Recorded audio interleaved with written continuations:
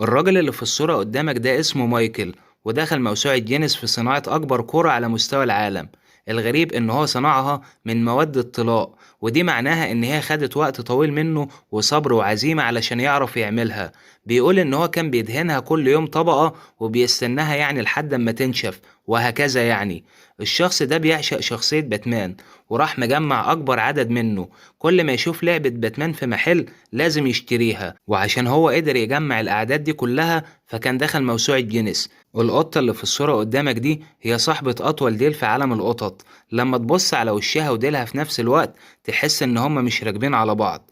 أما القط ده فدخل الموسوعة على أساس إن هو أطول قط في العالم، وتم تسجيله في سنة 2018. ودي السيدة إيانا ويلمز. طبعا زي ما انت شايفها كده بتعتبر واحدة من أصحاب الأظافر الطويلة على مستوى العالم.